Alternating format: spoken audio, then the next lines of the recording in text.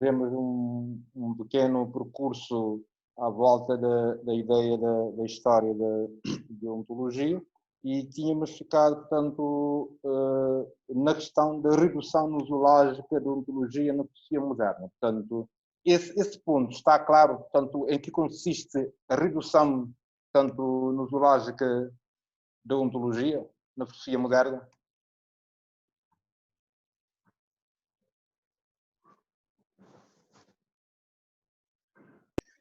Professor, eu gostaria que o senhor fizesse mais um pequeno resumo sobre este ponto dos três redução nosiológica, porque no outro dia estive com a rede estava muito deficitária e não conseguia apanhar quase nada. Mas, Portanto, por favor. Bom, em termos simples,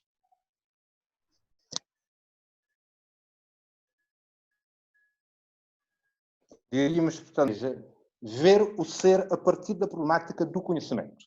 E o conhecimento é algo que é próprio de um determinado tipo de ente, que é o homem. Então significa ver o ser, agora a partir do conhecimento, como uma das possibilidades que o ser humano tem. E é nesse sentido que nós aqui pusemos a questão da consideração do ser a partir da problemática da subjetividade, da razão ou do entendimento humano. E quando nós fizemos aqui a referência, portanto, a alguns autores, não é? Como Descartes, não é? Descartes, regras para a direção do espírito na procura da verdade. A verdade existe no espírito humano. Berkeley, com a sua obra Tratado do Conhecimento Humano, deixou-nos bem claro que, portanto, não se podia pensar o ser sem ter em conta a lógica da percepção do ser humano. Daí que ele conclua que ser é ser percebido pelo espírito humano ou pelo espírito de Deus. Não há ser sem, portanto, a percepção nesses dois sentidos, a percepção humana ou a percepção divina. Kant, da mesma forma, Kant diz que não se pode solucionar a questão do conhecimento, ou seja, da possibilidade da metafísica, sem medir até onde é possível, portanto, o conhecimento humano. Então significa que nesta era que é a filosofia moderna, que vai desde o século XVI até o século XVIII, portanto, o ser é pensado dentro da problemática do conhecimento. Daí que é natural que se fale da redução nosiológica do ser. Ou seja, não se pode pensar o ser sem ter em conta a lógica do conhecimento humano. Portanto, em termos simples, era esta ideia. Ou seja, pensar o ser a partir do sujeito humano, como enuncia aqui essa frase que nós temos, portanto, no dispositivo, que diz que a filosofia do ser dá lugar à filosofia do sujeito. Ou seja, o próprio ser é pensado agora a partir do sujeito e do conhecimento de que o sujeito é capaz. Não sei se, portanto, consegui, portanto, ajudar a entender, portanto, esse ponto. claro. Sim, senhor professor. Noutra aula o senhor eu percebi uma frase, não sei se percebi muito bem, que o senhor disse que na filosofia moderna essa nosiologia baseia-se na ideia do sujeito pensante, isto é, o homem como princípio do próprio ser. Sim, portanto, o homem é agora o princípio do ser e do saber, não é? E isso, portanto, vai levar as consequências, portanto, que nós vamos estudar nas próximas aulas, a tal ideia de viragem antropológica. Então, reparem, por exemplo, aqui em Kant. Kant diz que quando se pensa aquilo que constitui a essência da filosofia, tem a ver com as questões últimas do conhecimento humano, portanto, nós vemos a questão do conhecimento, a questão da moralidade, a questão da religião, diz Kant, só são questões que se colocam em relação ao homem, porque só o homem é capaz de conhecer, só o homem é capaz de agir moralmente, só o homem é capaz da religiosidade. então, em última instância, diz que a questão fundamental da filosofia é a questão o que é o homem. Portanto, o que é o homem? Portanto, tudo se pensa a partir do homem e das suas capacidades, portanto, do conhecimento. Certo, professor, obrigada. Agora percebi melhor. Obrigada. Portanto, aqui ainda neste ponto, portanto, falamos, portanto, de que, historicamente, há duas maneiras de entender o ser. O ser como essência, né? Ou o ser como existência pura. Se nós formos lá atrás, encontramos, portanto, essa ideia já em Platão. O ser, a perspectiva essencialista, né? Do ser como essência, ou as ideias como essência das coisas sensíveis, e a ideia do ser como existência em Aristóteles, ser é cada uma das coisas que existe. Então, historicamente, há duas maneiras de entender o ser. O ser como essência, que é a concepção nominal, não é?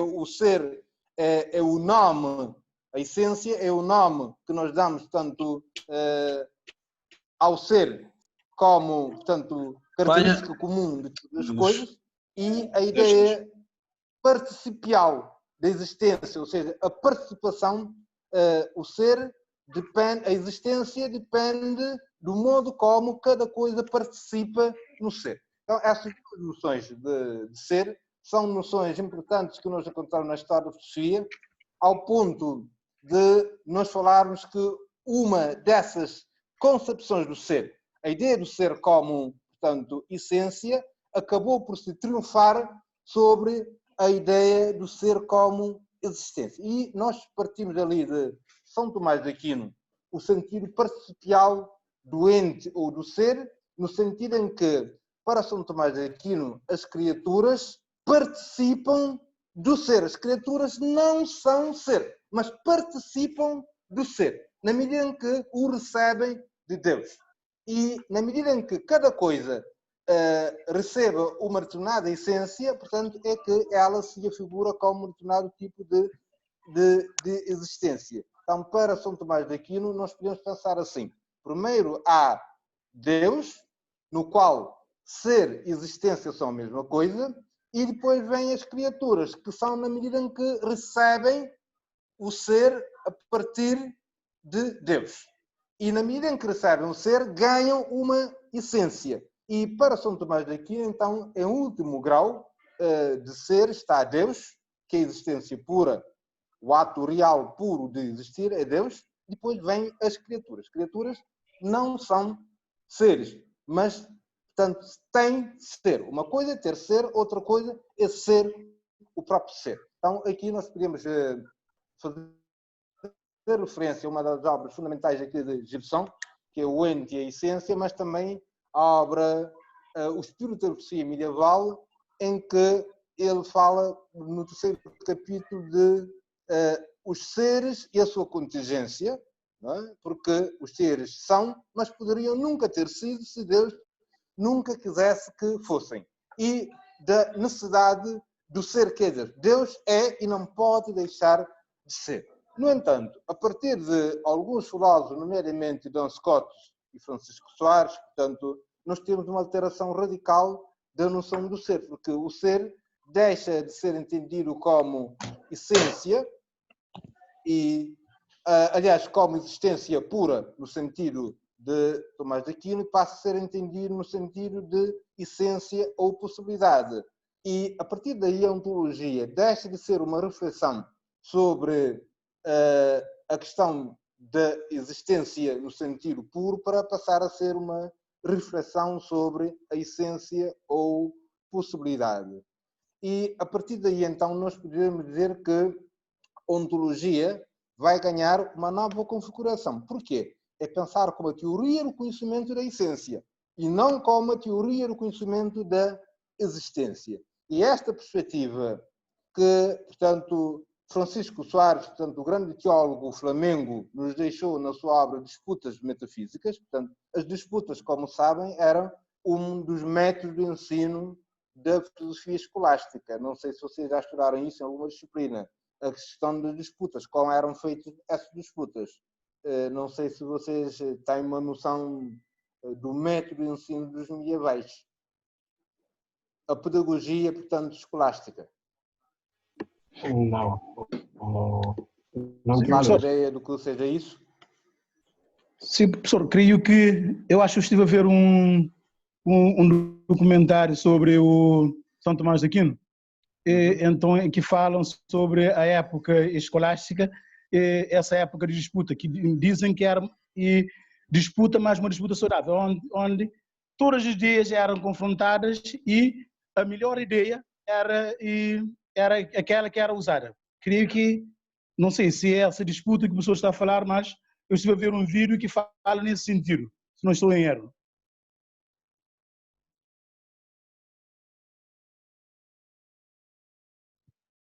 Alô? Arnaldo? Sim, sim. Sim, professor. Perdi a comunicação consigo. Ok. E o professor está a me ouvir agora? Sim, sim, agora tu. Sim, não, professor, eu estava a falar, né? Que eu estive a ver um documentário sobre São Tomás de Aquino, em que fala sobre a época medieval, sobre que era uma época, e época escolástica, que era uma época de confronto, mas dizia que era um confronto saudável, né? Que era um confronto saudável, onde as ideias são confrontadas, depois a melhor ideia no fim, e era aquela que seria usada. Não sei se o Sim, professor... Se nós vermos, Sim. portanto, bem, a maior parte de grandes textos medievais foram escritos, portanto, nessas sessões que se faziam, realizavam todas as épocas de Natal e de Páscoa. Quem quisesse ser mestre tinha que fazer uma disputa. E a disputa era enfrentar um outro mestre, portanto, e outro mestre mediante uma questão. Por isso é que estão questões disputadas. Aí, portanto, cada mestre ia enfrentar tantos outros mestres com os seus discípulos, seus alunos, seus oponentes, portanto, em relação a uma determinada questão. Portanto, e aí se dizia então que era, portanto, nada mais perigoso que disputar, portanto, participar dessas disputas, porque aí as suas teses podiam ser postas em causa e, portanto, as suas ideias podiam ser postas em causa porque as questões eram abertas, por exemplo, questões quadribléticas, questões abertas, questões disputadas. E cabia a cada mestre apresentar argumentos, portanto, para refutar os seus críticos.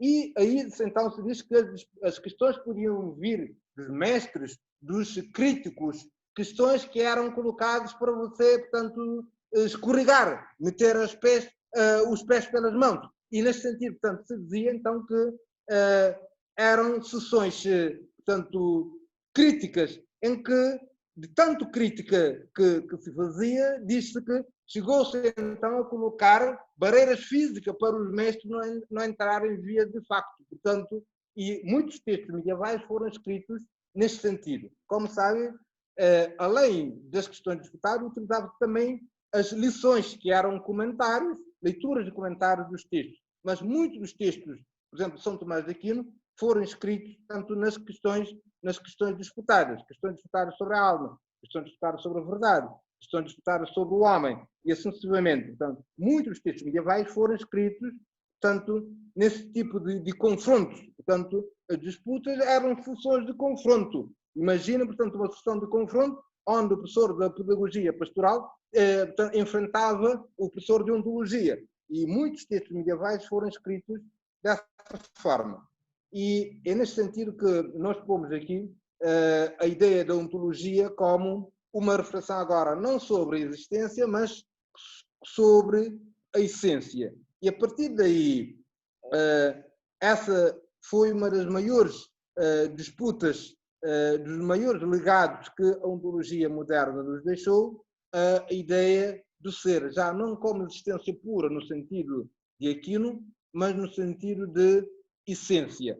E, portanto, Gilson, que é um autor muito associado a Tomás de Aquino, diz que isto, na verdade, representou um enorme retrocesso em relação àquilo que São Tomás de Aquino tinha conquistado, quando disse que o ser, no sentido puro e último, é o ser enquanto existência e não o ser enquanto a essência. A essência, para Gilson, é o modo de ser que Deus dá às coisas. E, neste sentido, portanto, para ele, teria que se distinguir de forma clara, portanto, a essência da existência. Mas é a partir, sobretudo, de Francisco Soares, portanto, teólogo flamengo, e Dan Scott, que, portanto, vai se trunfar, portanto, a concepção, por assim dizer, participial do ser, ou seja, do ser como,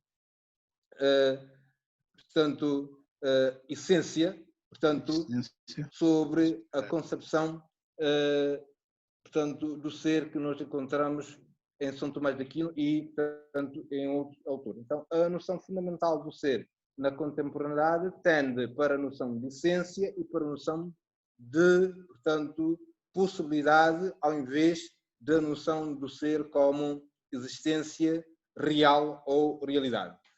Portanto, aqui, portanto, o dispositivo que nós temos aqui à nossa frente, que espero que estejam a ler, é claro sobre isso, quando a autora nos diz: é nesta perspectiva essencialista, ser como essência, que Francisco Soares transmitiria à poesia moderna, na sua obra Disputas Metafísicas, de 1597, a primeira grande síntese sistemática da escolástica medieval. Também aqui a existência parece secundaridade relativamente ao plano, portanto, da essência real. Ou seja, a essência é o conceito fundamental. E esta identificada com o objeto de ontologia definida como conhecimento abstrato, embora vocacionado para a realidade. E esta perspectiva, portanto, reaparece em Kant e em autores posteriores, portanto, já a seguir nós iremos fazer breve referência, portanto, a esta ideia. Como é que, a partir da reconfiguração da ideia, portanto, do ser e da relação entre Deus, o mundo e o homem, portanto, se dá, portanto, essa relação na filosofia contemporânea. E é por isso que eu pus ali, portanto, uma estranha relação dentro da metafísica especial. Porquê? Porque vai-se pensar tudo agora não a partir de Deus, mas a partir do homem e dos seus modos de conhecimento. O próprio Deus, para Kant, é uma mera ideia da razão humana. Portanto, tem que ser pensado dentro da lógica do conhecimento humano. Daí que nós podemos dizer que, se essa viragem antropológica já está indicada em Descartes, ela se configura, sobretudo, em Kant, o grande pensador da razão humana e do homem. Vou, portanto, aqui passar o outro dispositivo. Espero, portanto, poder aqui...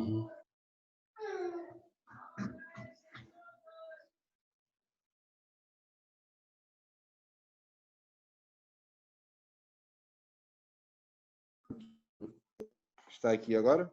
Portanto, uma estranha relação, portanto,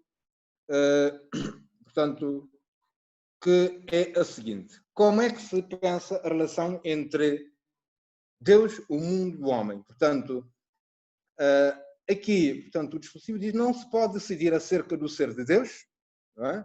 Do mundo e do homem, sem antes medir o alcance de determinadas possibilidades e as condições transcendentais ou os constituintes do entendimento humano. Ou seja, tudo deve ser articulado a partir do entendimento humano. E se nós repararmos nos títulos das obras dos filósofos do século XVII, quase todas as obras falam do entendimento humano.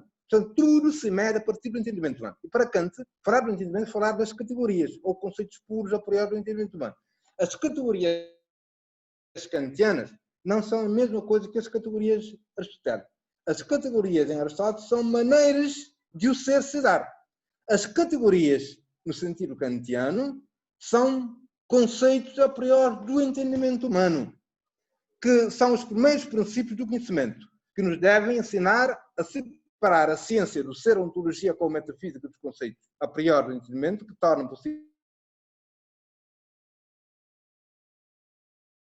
o conhecimento, não é? O suposto conhecimento de Deus, que é uma mera ideia da razão humana, mas incapaz de ser um fenómeno e objeto do conhecimento científico. Portanto, para Kant, não se pode, portanto, fazer referência, portanto, a Deus como realidade, mas a Deus meramente como ideia da razão humana. Então, vemos aqui que a ontologia e a teologia para Kant são duas coisas diferentes. Daí que nós temos logo no início quando se diz a crítica kantiana, porque para Kant a teologia tem a ver com a ciência de uma ideia da razão. A ontologia, neste caso, é a parte da metafísica, tem a ver com os conceitos puros do entendimento humano. E diríamos que Kant aparece como um grande crítico da concepção ontoteológica, porque Kant diz que é ilegal transitarmos de uma mera ideia da razão para a realidade. E não se deve, não é que não se deve passar de uma mera ideia da ideia de Deus para a sua realidade. Daí que Kant diz que é completamente impossível, em termos racionais, provar a existência de Deus, porque nós estaríamos a passar de uma mera ideia, né, para uma realidade. E, nesse sentido, faz toda a lógica perguntarmos por uma razão sã, pura. Por uma razão sã, no sentido em que uma razão não contaminada, não é?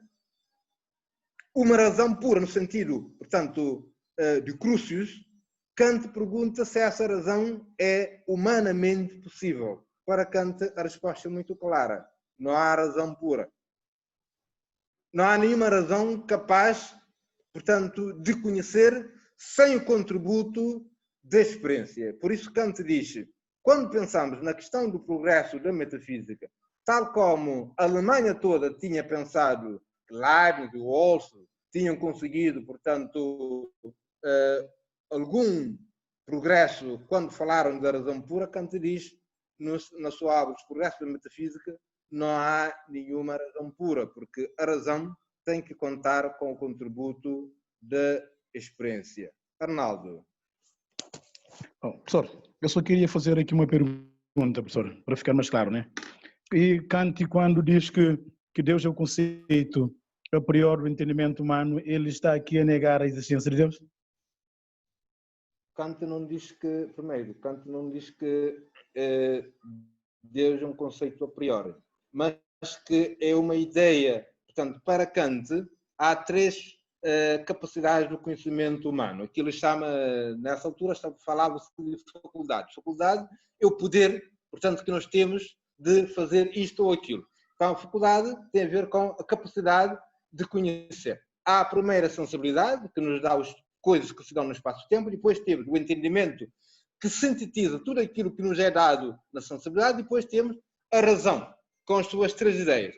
Para Kant, portanto, a ideia de Deus é meramente... Como é que nós chegamos à ideia de Deus para Kant? É porque nós, na nossa experiência cotidiana, temos o sentimento ou a sensação de que é preciso chegar a uma ideia que é a razão de ser de tudo o resto. Kant diz, naturalmente, a razão no processo de fundamentação, de busca do fundamento, acaba por chegar a essa ideia de um ser, portanto, que seria a razão de ser das demais coisas.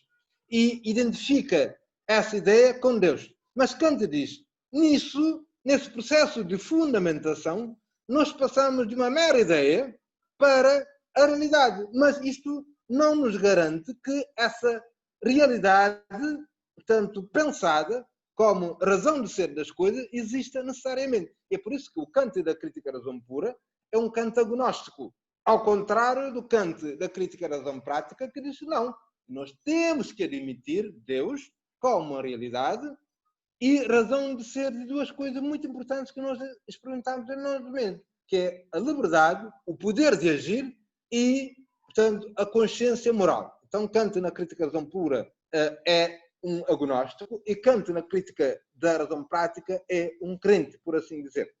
E o que ele diz na crítica à razão pura é que não se deve passar de simples pensamento ou idealidade da ideia de Deus para a sua realidade. Em termos racionais, Kant, ali nessa obra, de 1731, diz-nos claramente, não é possível provar a existência de Deus. Já na crítica da razão prática, ele diz, não, é necessário sim admitir através daquilo que ele chama a fé racional é uma fé nascida da própria razão. E é por isso que ele diz que teve, na passagem da crítica da razão pura para a crítica da razão prática, teve que deixar de lado a ciência para dar lugar à fé. Mas a uma fé racional, que é uma fé nascida da própria razão. Mas se nós formos ver, portanto, na crítica da razão pura, ele diz que não há maneiras de o ser humano provar racionalmente a existência de Deus. Arnaldo.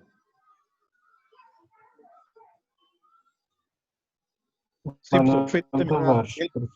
Entendi. Portanto, Manuel Tavares, portanto, coloca... Sim, eu estava confuso também, porque eu vi o senhor a falar sobre a crítica da razão pura e faltava esse complemento da crítica da razão prática. Até porque eu li o livro quer dizer, eu suponho que seja um livro dele. Não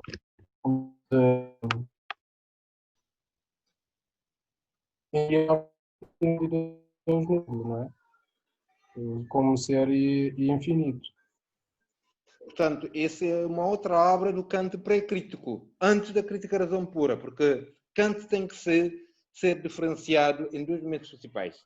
Kant, antes da crítica da razão pura, é, por assim dizer, tanto um pensador que também se embarca na linha da ontologia. Quando, na sua obra de 1772, o único argumento para demonstrar a existência de Deus, ele toma, portanto, a ideia de Deus como ser necessário. Tendo ser necessário, então não lhe pode faltar nenhuma qualidade, nenhuma característica, inclusive a existência. Então, repara, se nós dissermos um ser necessário, mas que não tem existência, seria uma contradição. Porque um ser necessário tem que existir necessariamente. Então, Kant, antes da crítica da razão pura, é um Kant, portanto, também ontológico, que se ajusta ao pensamento, à linha de argumentação ontológica. Já o Kant da crítica da razão pura, e a partir da crítica da razão pura, é um pensador que diz, não, é preciso diferenciar duas coisas. A idealidade, uma coisa é a ideia, outra coisa é ser. Se eu disser, portanto, o meu melhor amigo aqui na turma de ontologia e antropologia filosófica, estou-me a referir a um ser enquanto idealidade. Mas dificilmente eu posso dizer que é uma realidade, porque eu não sei se existe esse meu melhor amigo aqui na turma. Portanto, Kant diz, é preciso estarmos cientes para não darmos um salto no escuro, que é passar do simples pensamento, da ideia de Deus, para a sua realidade. É assim que termina a crítica da razão pura, a razão pela qual se diz muitas vezes que se trata ali de um Kant agnóstico e que o Kant já da crítica da razão prática é um Kant crente. Portanto, são duas instâncias radicalmente diferentes de pensar a ideia de Deus.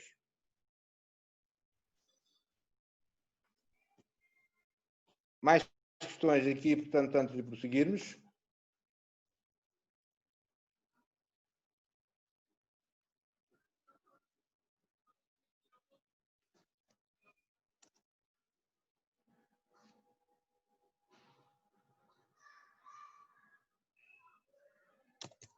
Portanto, então nós podemos prosseguir ali com um dispositivo sobre Kant, o sistema da razão pura, e Kant e o idealismo da metafísica da razão, para mostrar que, a partir de Kant, todo o ser é pensado a partir das capacidades da razão humana. Quando Kant se ergue contra a ideia de uma razão pura, ele está literalmente a dizer que não há nenhuma razão pura no sentido leibniziano, no sentido de Christian Wolff.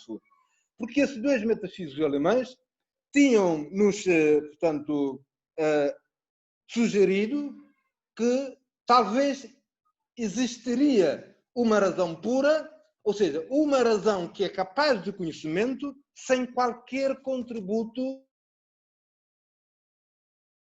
da experiência. Portanto, são os racionalistas extremos, por assim dizer. Ou seja, a razão é uma capacidade de conhecer sem que a razão possa aí apontar e dar uma contribuição sequer. Kant diz esta razão de que falam os metafísicos, portanto, alemães, não existe, minha gente.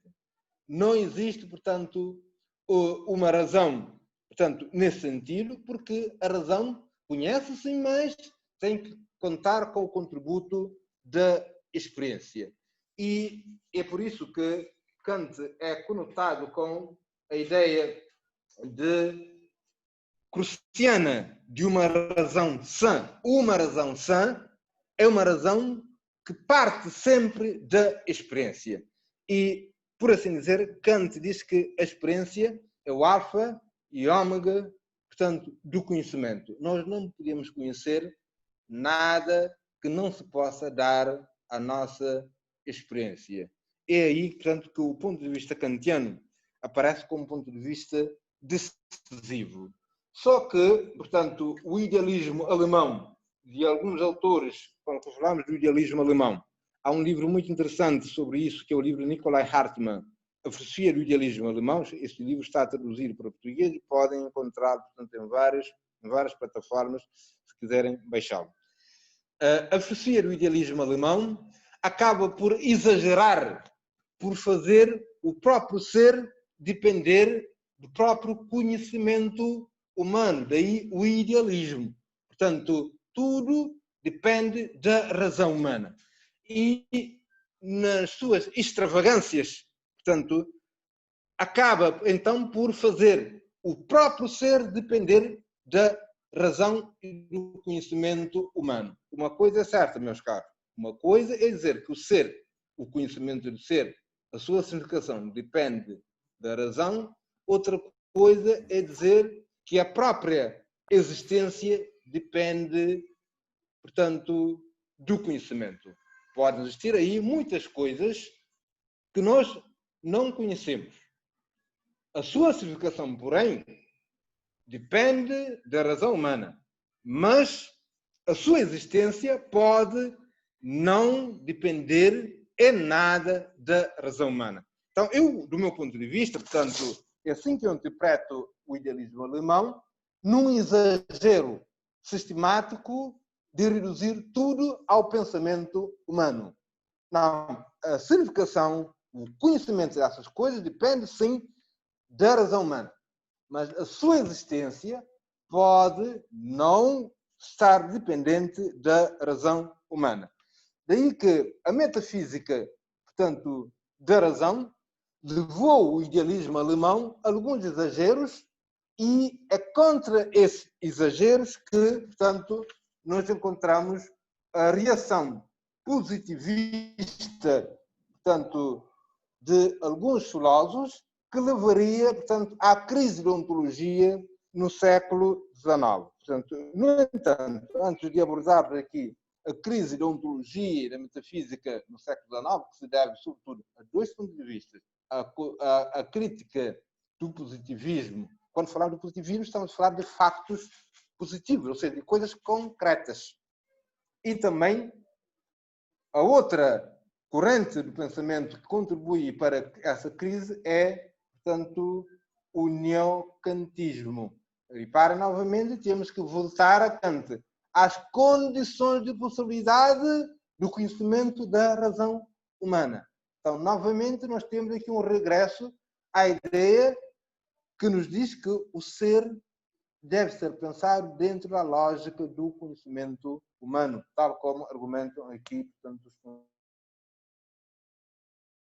uma série de reflexões, portanto, eu gostaria de vos ouvir em relação a estes pontos.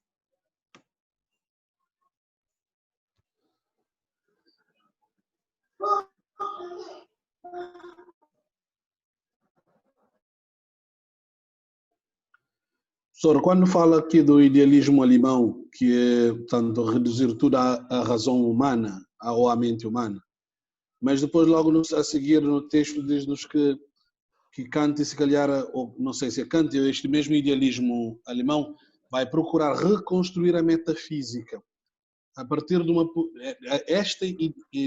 digamos assim, a partir desta posição idealista. Só que depois fala de um idealismo ético e subjetivo que depois tem, deve-se como fim moral determinante de toda a vida e toda a consciência. Se calhar aqui faz, digamos assim, chamar a consciência, conforme já disse, ligado a idealismo, ao pensamento, não é? E não chegando à realidade. Alô? Sim, estou a ouvir. Me ouvir ou estão com menos? Está a ouvir? Eu estou. Alô? Todo idealismo parte de um pressuposto, a ideia de que o ser depende da consciência. Esse é um ponto-chave, portanto, que caracteriza todos os grandes pensadores do idealismo alemão. Quer seja Fichte, na sua versão de idealismo ético, quer seja Schelling, na sua versão de idealismo, portanto, estético, por assim dizer, quer seja Hegel, portanto, que nos mostra as diversas formas de manifestação do absoluto, portanto, tem que partir, portanto, tem que partir sempre pela ideia do pensar e da consciência. Ou quer seja Schopenhauer, portanto, onde essa ideia de idealismo chega ao extremo, quando o mundo com vontade e representação, que tem a ver com, nós dizemos ainda, conhecer é representar, ou seja, é fazer com que a coisa volte a estar, a representação, a grande figura, o teatro do espírito humano, que é representar, que é fazer com que a coisa volte a estar presente no espírito humano. Como diz Richard Rorty no seu livro A Filosofia e o Espelho da Natureza, dizendo que a filosofia moderna concebeu o conhecimento como um ato de representação. É como se nós fizéssemos com que o ser voltasse a estar presente na mente humana. Daí o título da obra de Rorty, Richard Rorty, filósofo norte-americano do século XX, A Filosofia e o Espelho da Natureza. A filosofia esforça-se por mostrar que o ser está dentro da consciência.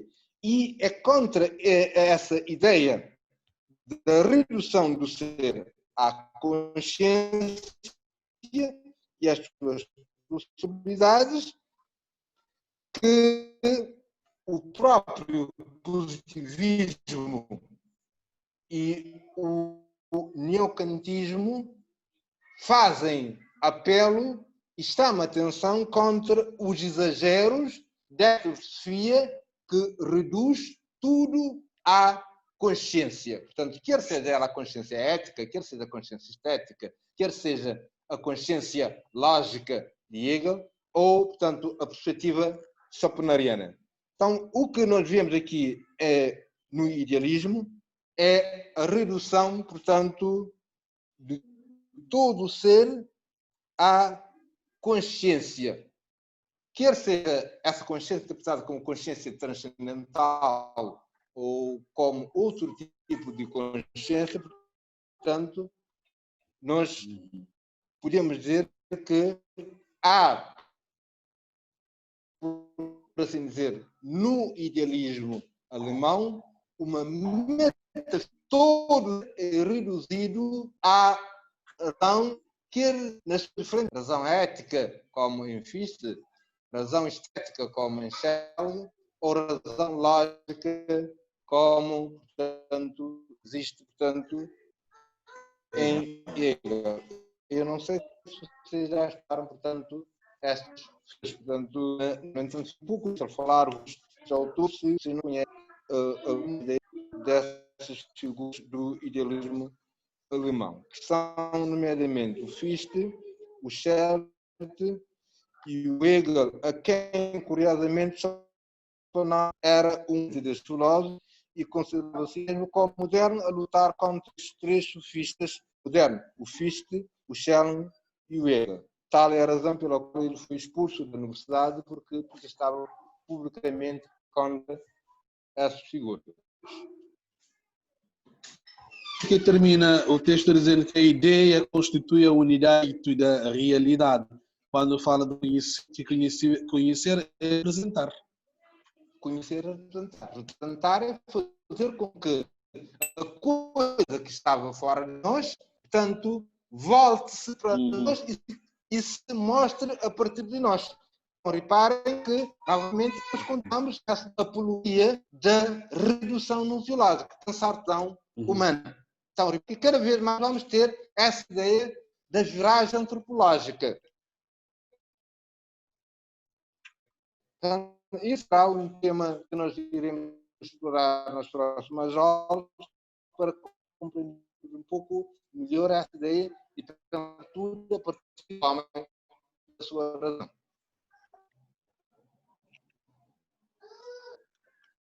Ok. Portanto, aqui, no ponto, portanto, é importante compreendermos o que é que, logo depois do idealismo alemão, a metafísica e a ontologia, portanto, entram em crise.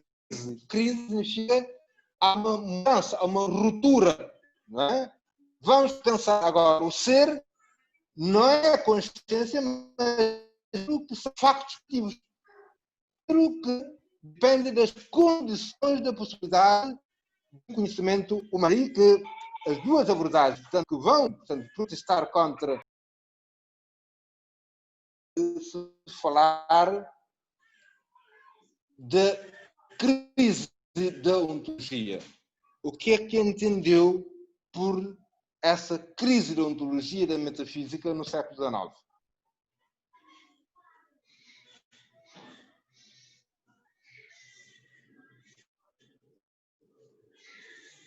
Posso indicar alguém ou alguém se oferece para fazer isso? Dica. Portanto, o Manuel está aqui.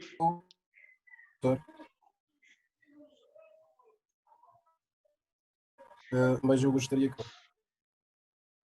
Porque ainda estou organizado para fazer. Se assim, pode. A ontologia no século XIX desenvolve-se assim, uma ideologia científica eliminando toda a problemática ontológica e mitológica como o reduto arcaico do espírito humano. Limita a filosofia à análise de promoção do conhecimento científico, portanto, um conhecimento que deve cingir-se à determinação de relações condicionais entre os fenómenos, e ainda uma filosofia que restringe-se à análise das condições transcendentais do conhecimento científico, tanto as leis lógicas. Conforme o professor já disse, tanto no positivismo de Auguste Comte e o neocantismo tanto alemão. Portanto, aqui nós Diga. temos, portanto, duas exigências. Preciso fazer voltar a filosofia a coisas concretas, ou seja, a factos positivos, daí o positivismo, não é? E não a especulações da razão, e também é preciso perguntar pelo conhecimento humano. As condições de possibilidade do conhecimento humano são aquelas condições que não contradizem as leis. Daí,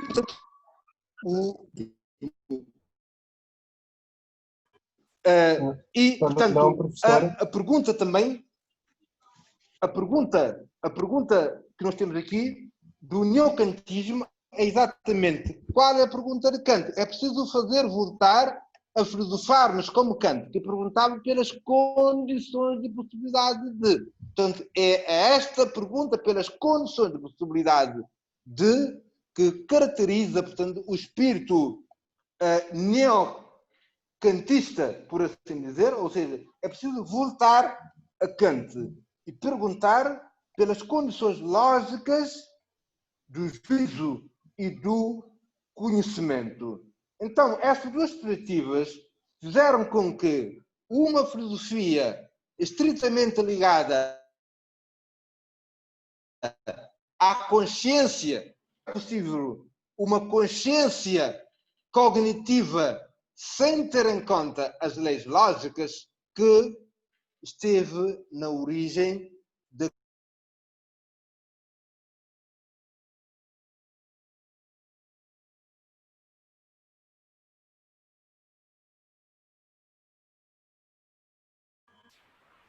Perdão, professor. Eu não sei, mas não sei se é a minha rede que já caiu ou se temos algum problema na ligação. Eu estou a te ouvir, colega, eu estou a ouvir-te. Mas não estou a conseguir ouvir o professor. Eu também. Eu também não. Grosselina? Se calhar é geral, problema na rede. O professor já caiu, parece.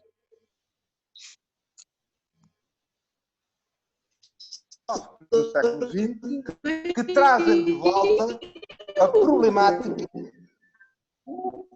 da ontologia. A começar pela filosofia fenomenológica, que tem como máxima é preciso regressar às coisas mesmas. Então, quando nós temos uma filosofia que se caracteriza por essa máxima e por essa exigência, é preciso nós superarmos a filosofia da representação e voltarmos, portanto, às coisas mesmas.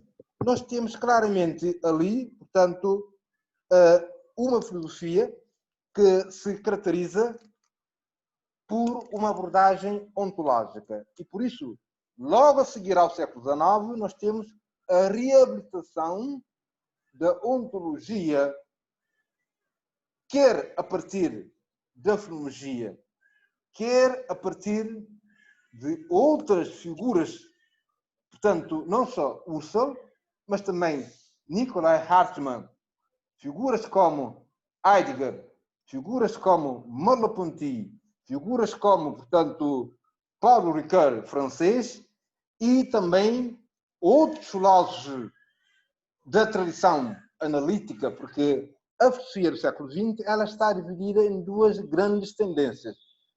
Aquela tendência europeia centrada no marxismo, na ontologia, na filologia, que é chamada hoje na América continental filosofia continental, e a tradição analítica que se baseia sobretudo na ideia analítica, porque a análise dos conceitos de um ponto de vista lógico. E a análise dos conceitos tem por detrás uma teoria acerca de que tipo de coisas existem. Será que tudo aquilo do qual nós falamos existe? Claramente que não. Daí que a filosofia analítica, o outro modelo da filosofia do século XX, tem por detrás também uma teoria da ontologia. Desde Alex Meinong, 1905, Teoria dos Objetos. Logo depois, Russell vai criticar esta tese na perspectiva da distinção entre a denotação e a referência. Por quê? Porque a experiência pode nos ensinar que há coisas das quais nós falamos, denotamos, mas que na verdade não existem. Exemplo, falamos de Pai Natal. Denotamos essa entidade que nos dizemos Pai Natal, mas realmente o Pai Natal não existe. Não é? Então, Russell, Bertrand Russell, portanto, introduz esta perspectiva da necessidade de distinguirmos entre a denotação e a referência nas nossas análises ontológicas. Outros autores da tradição analítica também são autores exímios teóricos da ontologia.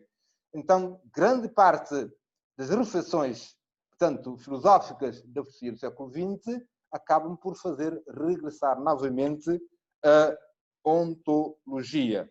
E é neste sentido que, portanto, que nós falamos aqui da reabilitação da ontologia no século XX. Não sei, portanto, do vosso conhecimento da filologia, portanto, que vocês têm, de Husserl, de Heidegger, portanto, se dá para perceberem o quanto estes autores foram decisivos no reaparecimento da preocupação com o ser na filosofia.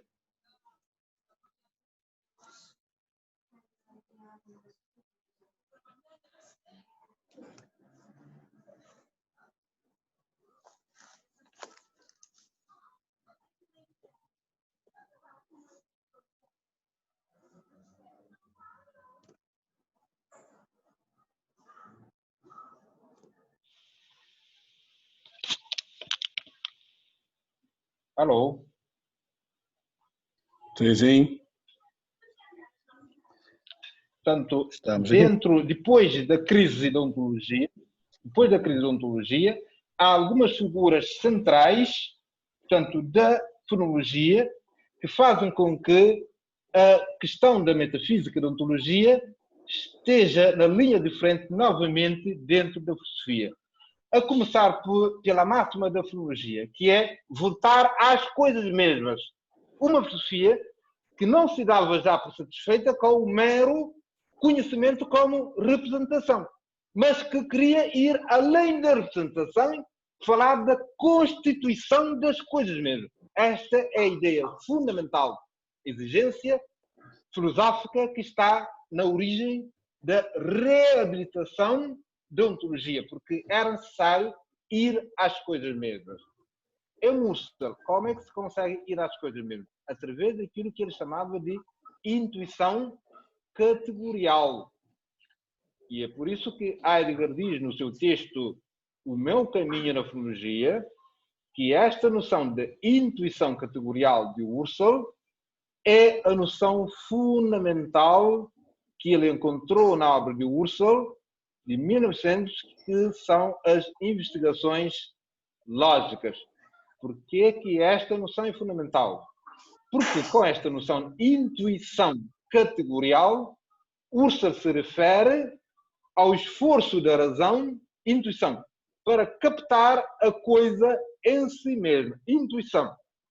Portanto, se o Arnaldo diz eu intuí logo, significa eu vi logo. A intuição significa, em alemão, Ausblick, que significa aquela noção que nos proporciona a visão da coisa na sua essência. É por isso que Husserl também é um pensador fundamental da fenomenologia, como demonstrou Emmanuel Levinas na sua tese de doutoramento em 1980, que está o conceito de intuição na fenomenologia de Husserl. Então, filósofos como Husserl, Heidegger, Nikolai Hartmann, portanto, alemães, filósofos como Karl Jaspers, filósofos como, portanto, Heidegger e filósofos franceses como Paul Ricoeur, Jacques Derrida, Gabriel Marcel, Merleau-Ponty, portanto, são figuras fundamentais que estiveram na filosofia ontológica e são figuras fundamentais da filosofia, portanto, ontológica, portanto, do século XX. Não sei se são figuras que vos estão familiares, mas pelo menos na fenomenologia eu creio que alguns deles vos são familiares.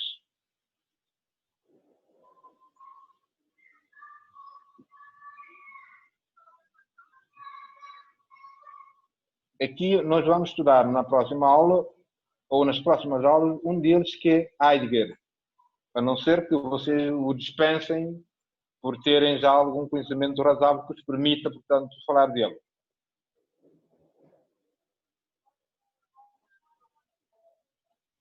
Não, podemos falar, professor. Husserl, Professor. Husserl, vocês têm algum domínio do pensamento de Husserl? Não, nós falamos Não. de alguns autores, mas desses aqui acho que nós falamos menos. Falamos mais de outros na questão, quando nós estávamos a estudar a filosofia da ciência do conhecimento, a introdução à filosofia. Falamos de alguns autores outros. Uhum. Certo. Portanto, aqui duas das figuras são fundamentais, consideradas, portanto, as figuras principais da fenomenologia. Husserl, o seu fundador, e Heidegger, que, portanto, por ser aluno de Husserl mas também por ter discordado profundamente de Husserl. Portanto, são as duas figuras-chave da fenomenologia. Hartmann, Nikolai Hartmann, é uma grande referência da ontologia, que, como Heidegger, dizia também que, ao contrário de Husserl, para quem a fenomenologia estava antes da ontologia, Hartmann diz que a filosofia fundamental é ontologia e não a fenomenologia, que era uma teoria do conhecimento, porque o conhecimento é o conhecimento do ser.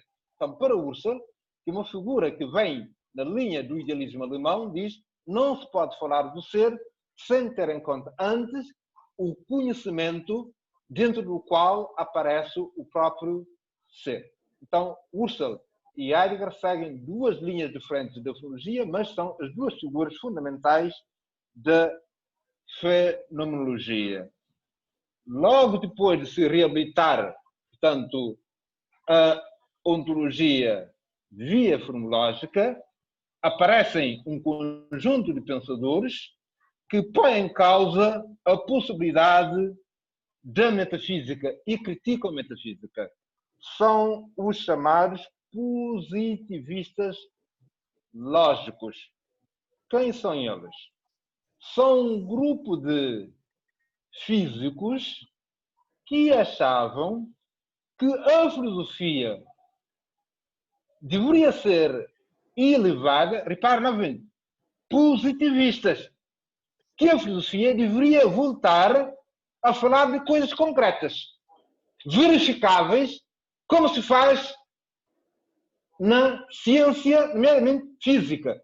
Por isso, a maior parte dos teóricos do positivismo eram filósofos físicos de formação que queriam transformar a filosofia numa teoria de coisas que podem ser verificadas. Daí que o princípio supremo do positivismo lógico é o princípio da verificação.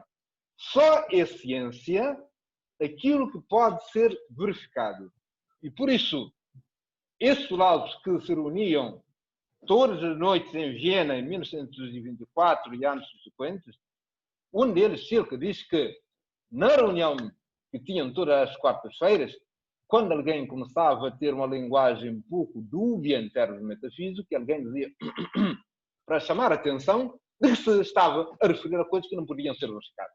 Então, para os metafísicos, portanto, que era uma era de filosofia que tinha sido ultrapassada, os metafísicos tinham que ser substituídos pelos filósofos físicos. E grande parte da filosofia norte-americana, caracterizada pela presença desses positivistas lógicos na América e na Inglaterra depois da Segunda Guerra Mundial, portanto, a filosofia deveria ser reduzida a uma teoria de explicação de factos, em coisas que podiam ser verificadas, e não a teorias de coisas abstratas. Maria Leonilde, portanto, seja direto, portanto, já estamos praticamente quase no fim, mas queria que, portanto, falasse um pouco aqui do positivismo, ou neopositivismo lógico, que difere um pouco do positivismo clássico. Porque o que é positivismo lógico? É lógico porque se recorre à lógica para ajudar a superar a metafísica, como diz Karnap. Leonilde.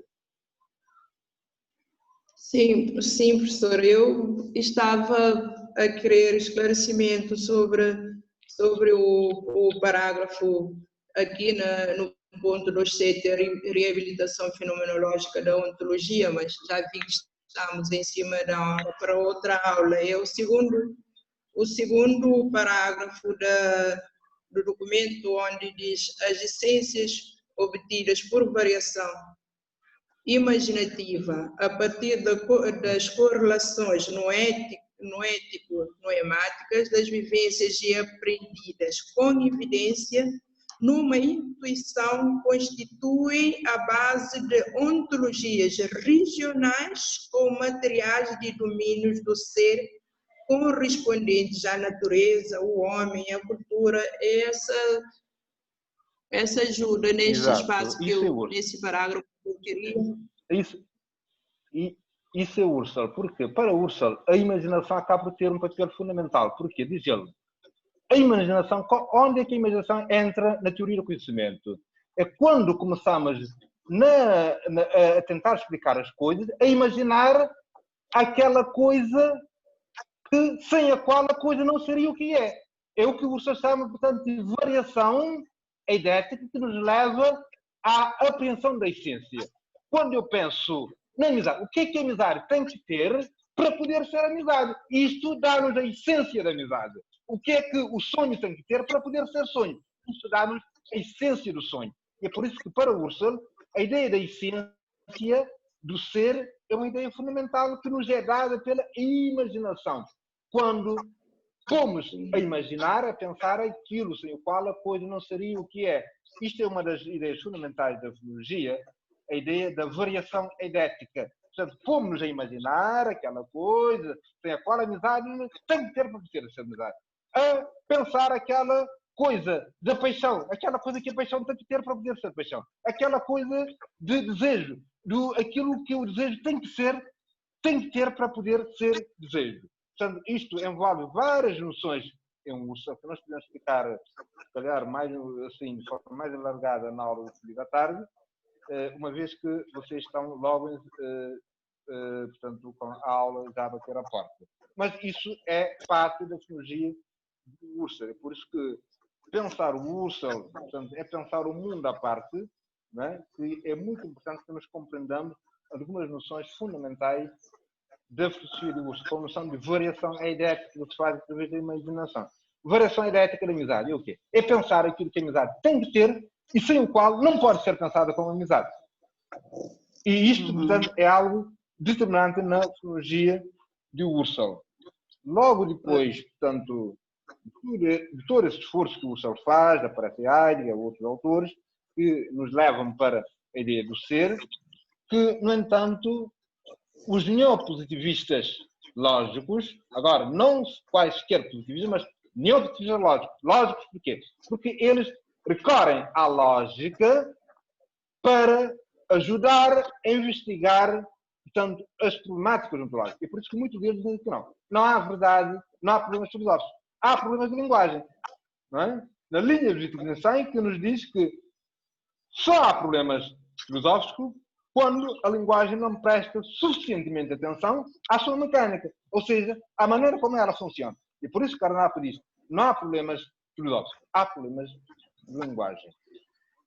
E por isso o seu texto, a superação da metafísica através da análise lógica da linguagem. Sim? Então podemos dizer que em Husserl a intuição ou a imaginação é muito importante no processo de conhecimento do ser?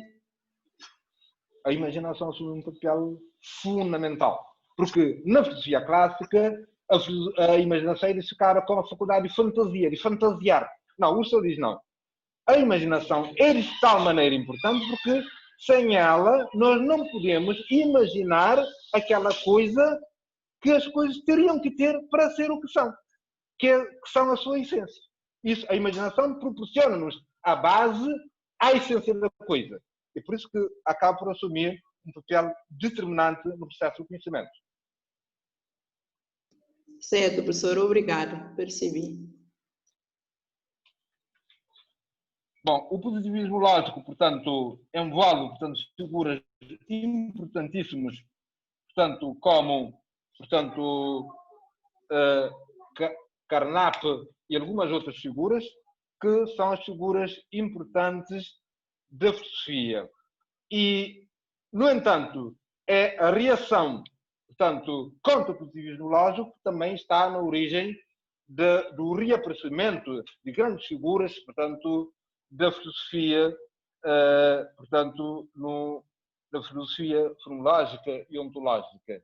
E, nesse sentido, nós podemos dizer que, apesar dessas referências da crítica do positivismo lógico, portanto, a ontologia continua a ser, portanto, uma filosofia muito presente, portanto, na filosofia do século XX, na nossa vida, porque todos nós, para já, somos. E queremos ser, portanto, e colocar nessa questão, que tipo de coisas existem, que tipo de pessoa eu quero ser, né? Que tipo de profissional eu quero ser, Então, a questão do ser continua a ser fundamental, portanto, nas nossas vidas de todos os dias. E essas questões têm que ser sempre trazidas para a prática, porque a questão do ser está, portanto, inerente à nossa existência. Para já somos. Se somos, significa que temos algum compromisso com o ser. E, portanto, no período da tarde, portanto, agradecia, portanto, que assistissem às aulas, mesmo que depois não assistissem durante todo o tempo, para aprofundarmos um pouco mais, portanto, essas questões e essas dúvidas que possam surgir aqui. Ok, obrigado. Ou hoje vocês não têm aula logo a seguir? Vocês não têm aula agora? Temos. Temos sim. Sim, senhor. Portanto, sobretudo a parte da filologia, portanto, esta é a minha formação, a filologia. Portanto, quando estamos a falar da filologia, não estamos a falar de fenómenos naturais. Estamos a falar do que então? Vamos fazer um simples exercício de filologia. Pensar, portanto, na coisa que é o Platão e pensar no nosso pensamento quando falamos sobre o Platão. A filologia é uma reflexão sobre esse tipo de ser que aparece no pensamento. Ou seja, quando, mais do que pensar sobre o Platão, que é o lugar que está aí, junto à praia, coisas do género, é pensar sobre o nosso pensamento quando pensamos sobre Platão. É nesse tipo de elemento que foca a filologia. O pensamento sobre. Portanto, é um conceito radicalmente diferente do fenómeno, não o fenómeno natural, mas um fenómeno que se mostra no pensamento. A coisa que se mostra no pensamento. É esse o objeto da fenomenologia. Por isso, na parte final, o texto fala do conceito de ontologia na sua sistematicidade. O ser que se mostra como uno, verdadeiro, bom. O ser que precisa ser interpretado de dimensão hermenêutica. O ser que é pensado como a razão de ser dos gentes, a dimensão metafísica. E o ser que se mostra como aquilo que está na origem, portanto, dos próprios, portanto, entes, a dimensão poética do ser. Não é?